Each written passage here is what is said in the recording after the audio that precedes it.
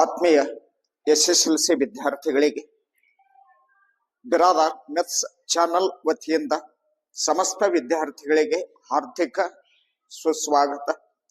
ವಿದ್ಯಾರ್ಥಿಗಳೇ, ಈಗಾಗಲೇ ನಾವು ಪ್ರಶ್ನೆ ಪತ್ರಿಕೆಗಳನ್ನ ಬಿಡಿಸ್ತಾ ಇದ್ದು ಆ ಒಂದು ಸದುಪಯೋಗವನ್ನ ಸಮಸ್ತ ಎಲ್ಲ ವಿದ್ಯಾರ್ಥಿಗಳು ಪಡೆದುಕೊಳ್ಳಬೇಕು ಅನ್ನುವಂತ ಒಂದು ವಿಜ್ಞಾಪನೆಯನ್ನ ಯಾವತ್ತು ವಿದ್ಯಾರ್ಥಿಗಳಲ್ಲಿ ಅರ್ಪಿಸುತ್ತಾ ಈಗಾಗಲೇ ನಾವು ಮಾದರಿಯ ಪ್ರಶ್ನೆ ಪತ್ರಿಕೆ ಒಂದನ್ನ ತೆಗೆದುಕೊಂಡಾಗ ಅದರಲ್ಲಿ 18 ಪ್ರಶ್ನೆಗಳನ್ನ ಅಧ್ಯಯನ ಮಾಡ್ಕೊಂಡಿದೀವಿ, ಯಾವ ರೀತಿಯಾಗಿ ಬಿಡಿಸ್ಬೇಕು ಅನ್ನುವಂಥದ್ದು. ಇಂದು 19ನೆಯ ಪ್ರಶ್ನೆಯಿಂದ ಯಾವ ರೀತಿಯಾಗಿ ಆ ಒಂದು ಪ್ರಾಬ್ಲಮ್ ಅನ್ನ ಸಾಲ್ಯೂಷನ್ ಮಾಡಬೇಕು ಅನ್ನುವಂಥದ್ದು ಅರ್ಥ ಮಾಡಿಕೊಳ್ಳೋಣ. ಅದಕ್ಕಿಂತ ಮುಂಚಿತವಾಗಿ ವಿದ್ಯಾರ್ಥಿಗಳಲ್ಲಿ ವಿನಂತಿಸಿಕೊಳ್ಳುತ್ತೇವೆ, ಇವತ್ತಿನ ಈ ಒಂದು ವಿಡಿಯೋಕ್ಕೆ ಯಾರೆಲ್ಲ ವಿದ್ಯಾರ್ಥಿಗಳು ಹೊಸದಾಗಿ ಆಗಮಿಸಿದ್ರಿ ದಯವಿಟ್ಟು ಆ ಎಲ್ಲ ವಿದ್ಯಾರ್ಥಿಗಳು ಸಬ್ಸ್ಕ್ರೈಬ್ ಮಾಡುವುದರ ಜೊತೆಗೆ ತಾವು ಒಂದು ಲೈಕ್ ಕೊಟ್ಟು ಈ ಒಂದು ಚಾನಲ್ ಬೆಳವಣಿಗೆಗೆ ಕಾರಣೀಕರ್ತರಾಗಬೇಕು ಅನ್ನುವಂತ ರೀತಿಯಲ್ಲಿ ವಿದ್ಯಾರ್ಥಿಗಳಲ್ಲಿ ವಿನಂತಿಸಿಕೊಳ್ತಾ ಇದ್ದೀವಿ. ಅದೇ ರೀತಿಯಾಗಿ ಈ ಒಂದು ಪ್ರಶ್ನೆ ಪತ್ರಿಕೆ ಬಿಡಿಸುವಂತ ಒಂದು ಕಾರ್ಯ ಏನಿದೆ ಬಿರಾದಾರ್ ಮೆಥ್ಸ್ ಚಾನಲ್ ವತಿಯಿಂದ ಅಪ್ ಟು ಮಾರ್ಚ್ ದವರೆಗೆ ಕಂಟಿನ್ಯೂಸ್ ಆಗಿ ಈ ಒಂದು ವಿಡಿಯೋಗಳನ್ನ ನಾವು ಕಳಿಸ್ತಾ ಇದ್ದೀವಿ. ಎಲ್ಲದಕ್ಕಿಂತ ಬಿಫೋರ್ ಆಗಿ ಆ ಒಂದು ಪ್ರಶ್ನೆ ಪತ್ರಿಕೆ ಬಿಡಿಸುವ ವಿಡಿಯೋ ತಮಗ ರೀಚ್ ಆಗ್ಬೇಕಾಗಿತ್ತು ಅಂತಂದ್ರೆ ಮತ್ತೊಮ್ಮೆ ತಮ್ಮಲ್ಲಿ ವಿನಂತಿಸಿಕೊಳ್ತಾ ಇದ್ದೀವಿ, ದಯವಿಟ್ಟು ಸಬ್ಸ್ಕ್ರೈಬ್ ಆಗ್ಬೇಕು ಅನ್ನುವಂತ ರೀತಿಯಲ್ಲಿ ವಿನಂತಿಸಿಕೊಳ್ಳುತ್ತಾ ಈ ಒಂದು 19 ಪ್ರಶ್ನೆ ಏನಿದೆ ಅಂತ ಅರ್ಥ ಮಾಡಿಕೊಳ್ಳೋಣ. ಇಲ್ಲಿ find the value of sin 60 degree into cos 30 degree plus cos 60 degree plus sin 30 degree ಅಂತ ಕೊಟ್ಟಿದ್ದಾರೆ. ಹಾಗಾದ್ರೆ ಈ ಮಾಡಲ್ದಲ್ಲಿ ಒಂದು ಪ್ರಶ್ನೆಯನ್ನ ನಿಮಗ ನಾಳೆ 2 ಮಾರ್ಕದ ಪ್ರಶ್ನೆಗಳನ್ನ ಕೇಳ್ತಾರಲ್ಲಿ. ಆ ಸಂದರ್ಭದಲ್ಲಿ ನಾವು ಬೆಲೆಗಳನ್ನ ಬರೀಬೇಕಾಗತ್ತೆ. sin 60 ಡಿಗ್ರಿ ಅಂತ ಕೊಟ್ಟಿದ್ದಾರೆ. sin 60 ಡಿಗ್ರಿ ತೆಗೆದುಕೊಂಡಾಗ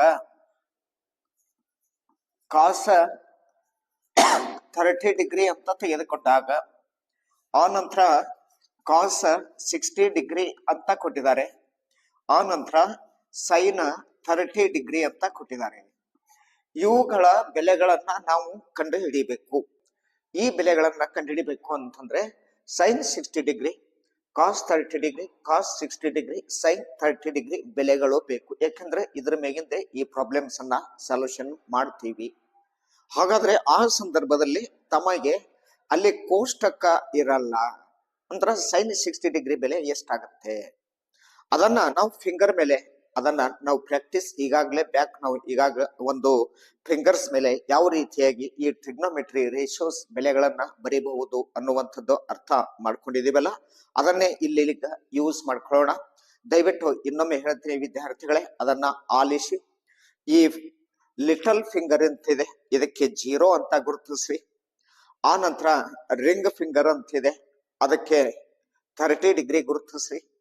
ಮಿಡಲ್ ಫಿಂಗರ್ ಅಂತ ಬರುತ್ತೆ, ಅದು 45 ಡಿಗ್ರಿ ಅಂತ ಗುರುತಿಸ್ಕೊಳ್ಳಿ.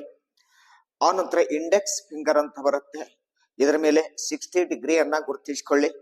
ಆ ನಂತರ ಥಂಬ್ ಅಂತ ಬರುತ್ತೆ, ಅದರ ಮೇಲೆ 90 ಡಿಗ್ರಿಯನ್ನ ಗುರುತಿಸ್ಕೊಳ್ರಿ. ಇವಾಗ ನಿಮಗ sin 60 ಡಿಗ್ರಿ ಬೇಕು.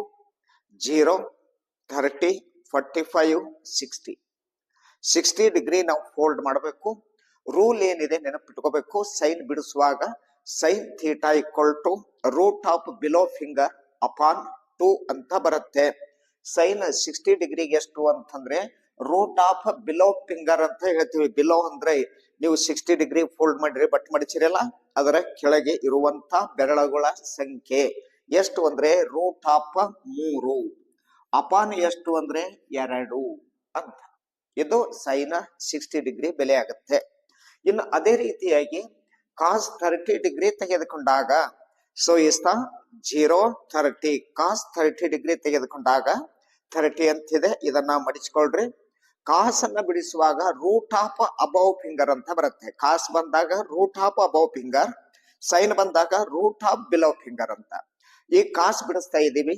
ರೂಟ್ ಆಫ್ ಅಬೌವ್ ಫಿಂಗರ್ 1, 2, 3 3 ಬೆರಳುಗಳಿವೆ. ಹಾಗಾದ್ರೆ ರೂಟ್ 3 ಬೈ 2 ಅಂತ ಇತ್ತು. ಕಾಸ್ 60 ಡಿಗ್ರಿ ಬೆಲೆ ಎಷ್ಟಾಗುತ್ತೆ? √3/2 ಆಗುತ್ತೆ.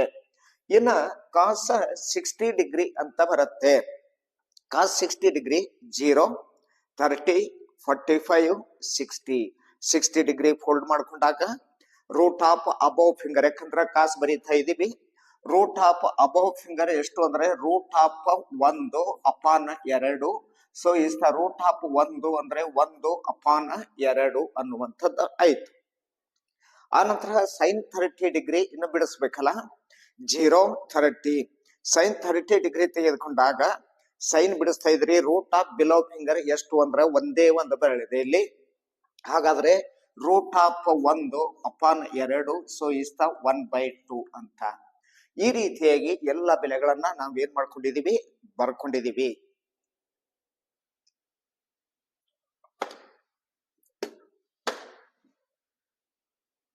ಇನ್ ಮುಂದೆ ವಿದ್ಯಾರ್ಥಿಗಳೇ, ಇಲ್ಲಿ ಸೈನ್ 60 ಡಿಗ್ರಿ ಅಂತ ಕೊಟ್ಟಿದ್ದಾರೆ. ಇಷ್ಟನ್ನ ನಾವು ಬರ್ಕೊಂಡ ನಂತರ ಸೈನ್ 60 ಡಿಗ್ರಿ, ಆ ನಂತರ cos 30 degree plus cos 60 degree plus sine 30 degree ಅಂತ ಬರ್ಕೊಂಡು, ಸೈನ್ 60 ಡಿಗ್ರಿಗೆ ಎಷ್ಟಿದೆ? √3/2 ಇದೆ. √3/2 ಇಂಟು ಕಾಸ್ 30 ಡಿಗ್ರಿಗೆ √3/2 ಇದೆ. √3/2 ಪ್ಲಸ್ ಕಾಸ್ 60 ಡಿಗ್ರಿ ಇದೆ. ಕಾಸ್ 60 ಡಿಗ್ರಿಗೆ 1/2 ಪ್ಲಸ್ ಸೈನ್ 30 ಡಿಗ್ರಿ ಇದೆ. ಸೈನ್ 30 ಡಿಗ್ರಿಗೆ 1/2 ಅಂತ. ಇಷ್ಟ ಆದ ನಂತರ √3 ಇಂಟು √3 ರೂಟ್ ಆಫ್ 9 ಆಗುತ್ತೆ.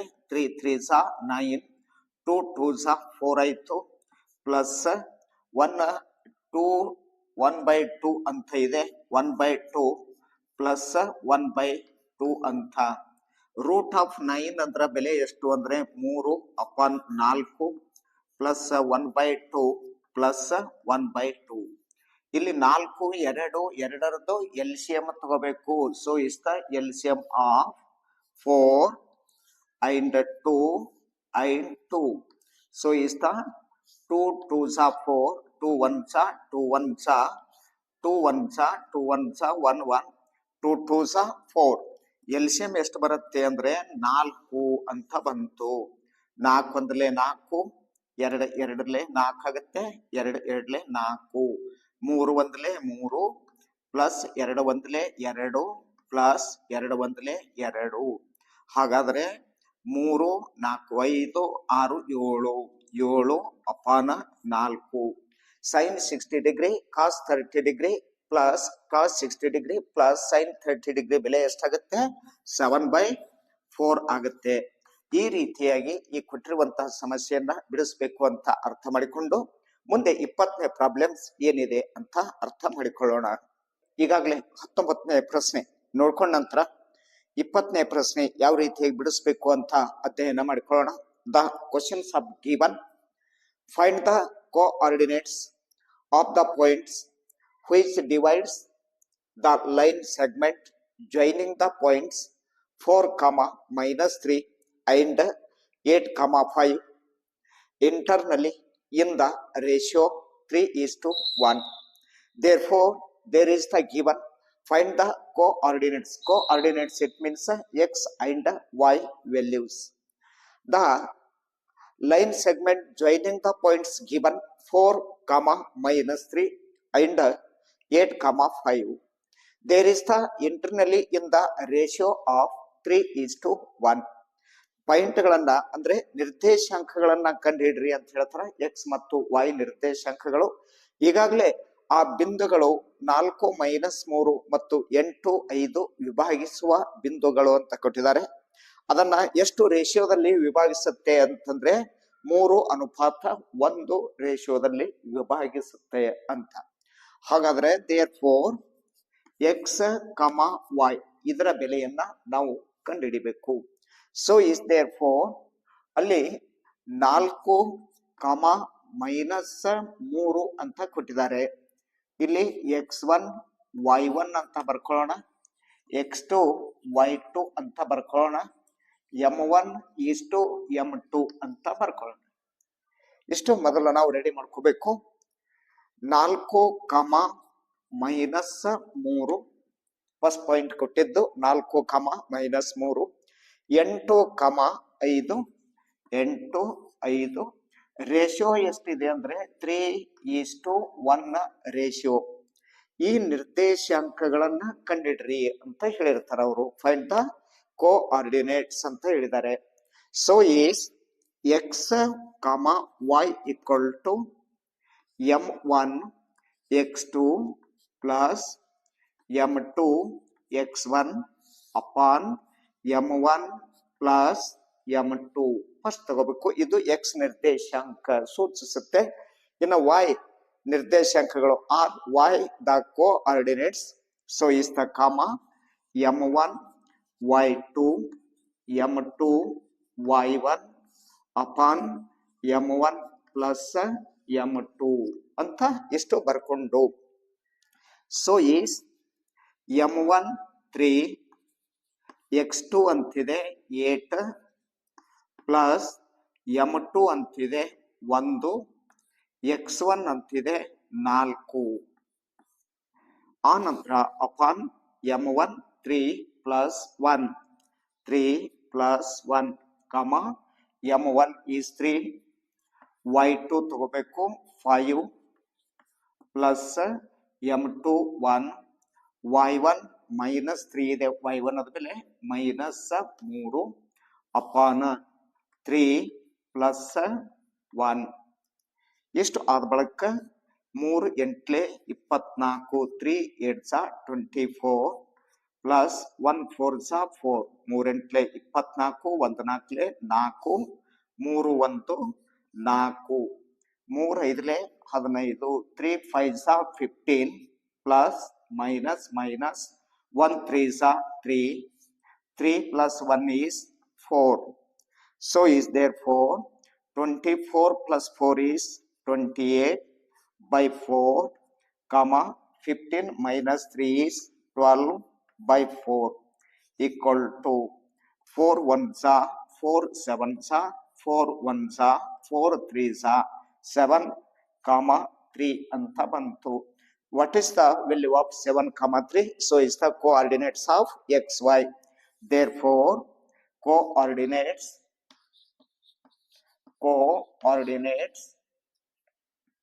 the given of questions coordinates.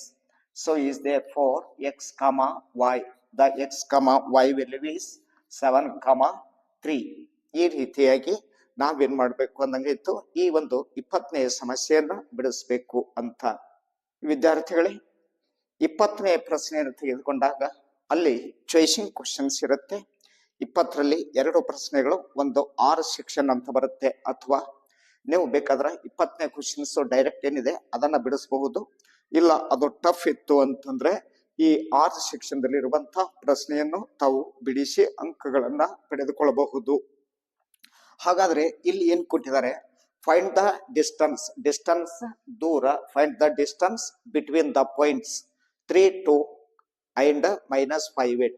3, 2 ಮತ್ತು -5, 8 ಈ ಬಿಂದುಗಳ ನಡುವೆ ಇರುವ ದೂರವನ್ನ ಕಂಡು ಹಿಡಿಯಿರಿ ಅಂತ.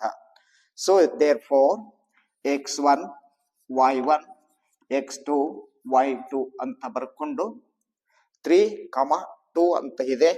3 2 -5 ಆನಂತರ 8. Distance root of x2 minus x1 whole square y2 minus y1 whole square. ಇಷ್ಟು ತಗೋಬೇಕು.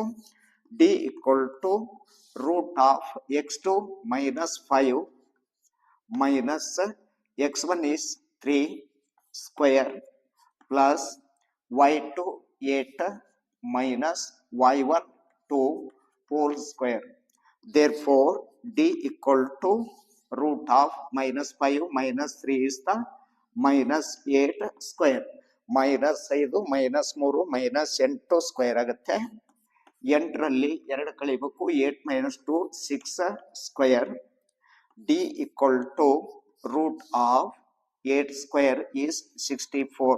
-8 -8 2 ಸಲ ಗುಣಿಸಿಕೊಂಡಾಗ +64. ಆರ್ ಆಗ್ಲೇ ಎಷ್ಟಾಗತ್ತೆ 36. ಡಿ ಈಕ್ವಲ್ ಟು ಎಷ್ಟು ಅಂತಂದ್ರೆ 64 36 100 ಆಗತ್ತೆ. ಎರಡು ಕೂಡಿಸ್ಕೊಂಡಾಗ 100. ಡಿ ದ ಬೆಲೆ ಎಷ್ಟು ಬರುತ್ತೆ ಅಂತಂದ್ರೆ 100 ಸ್ಕ್ವೇರ್ ತೆಗೆದುಕೊಂಡಾಗ 10 ಯೂನಿಟ್ಸ್ ಅಂತ ಬಂತು. So is the distance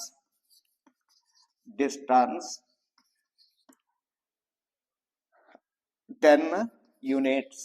distance ಎಷ್ಟು ಬರುತ್ತೆ 10 ಯೂನಿಟ್ಸ್ ಅಂತ ಆಗುತ್ತೆ. ಈ ರೀತಿಯಾಗಿ ನಾವು ಆ ಒಂದು ಬೆಲೆಯನ್ನ ಕಂಡುಹಿಡಿಬೇಕು ಆರ್ ಸೆಕ್ಷನ್ ದಲ್ಲಿ ಅನ್ನುವಂಥದ್ದು ಅಧ್ಯಯನ ಮಾಡ್ಕೊಂಡಿವಿ.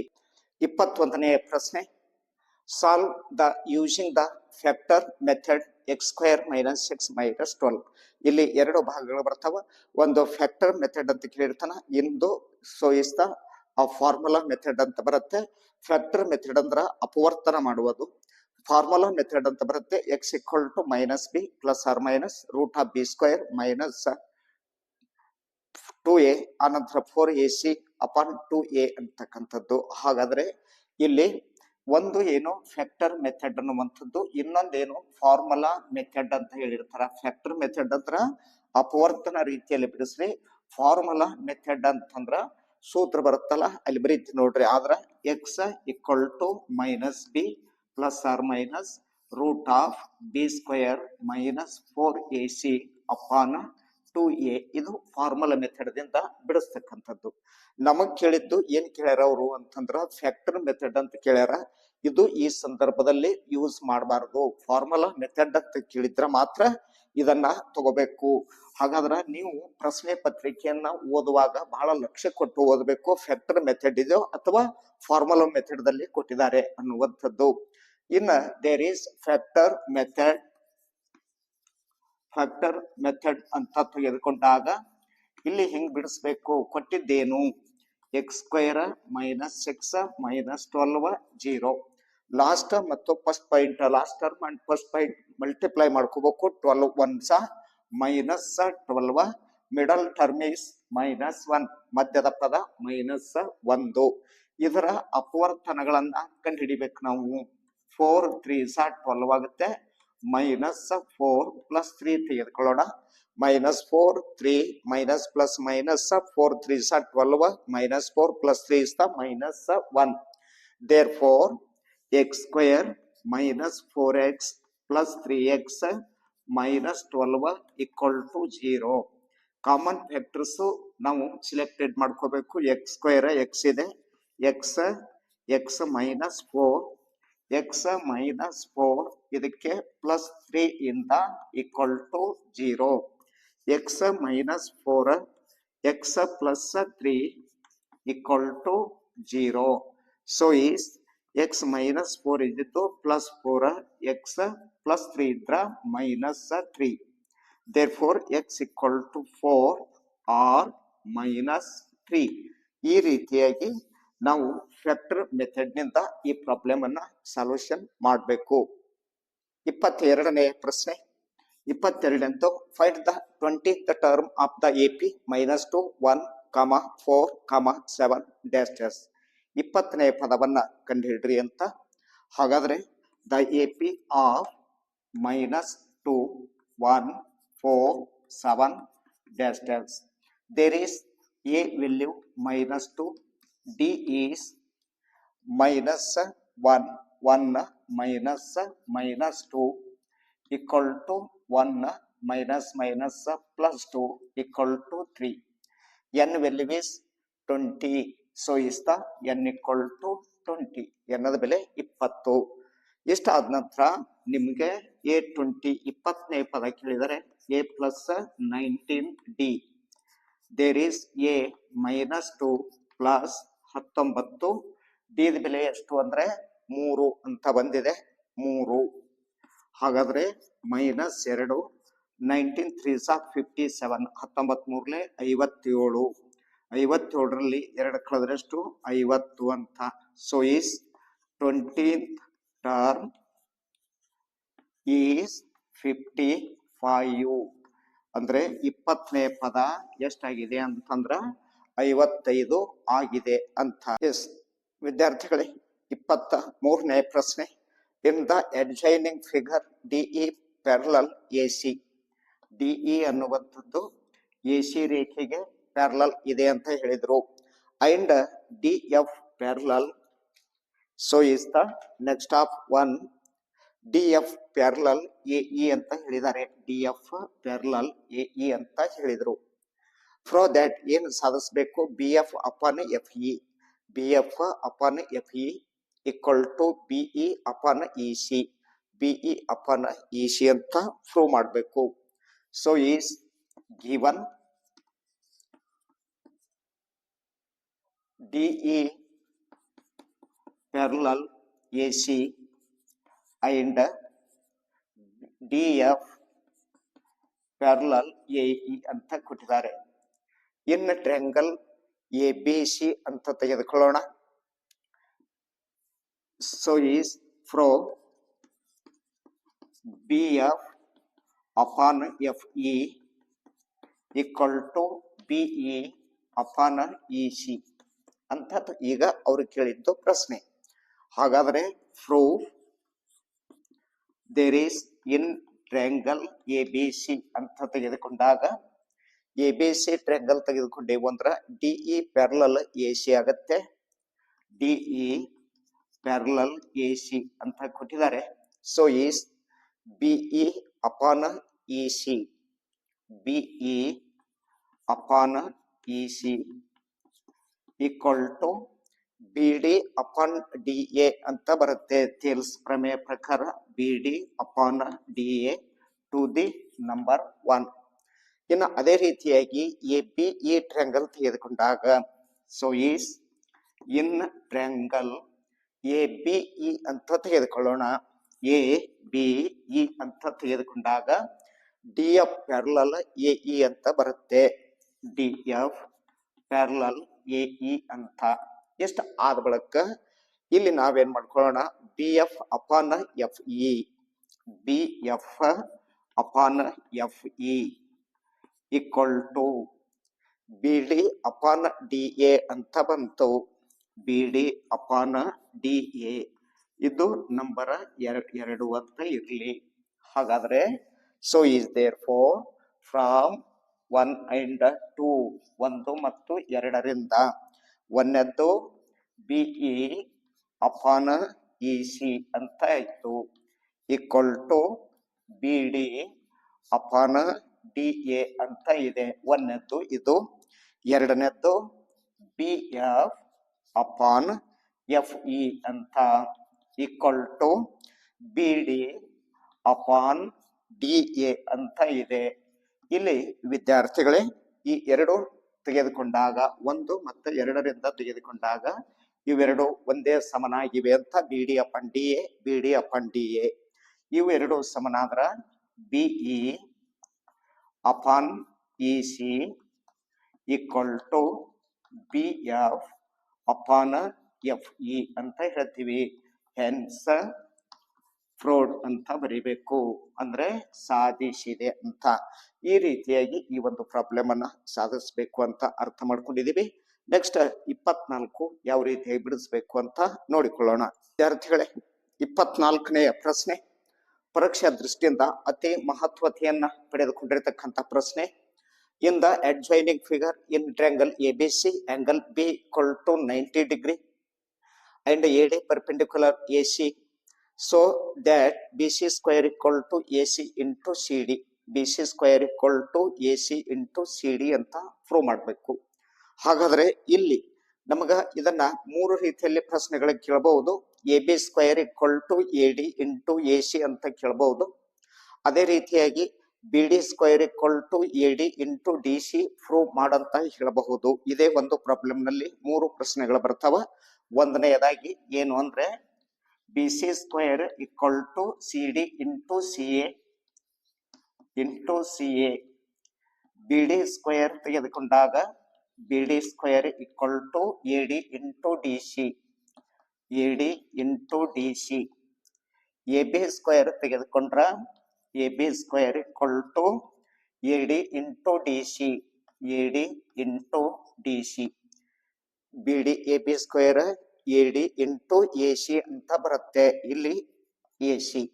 ಹಾಗಾದ್ರೆ ಎಷ್ಟು ಪ್ರಶ್ನೆಗಳು ಇವಾಗ ನಿಮಗ್ ಕೇಳಿದ್ದು BC² = CD × CA ಅಂತ ಕೇಳಿದ್ದಾರೆ.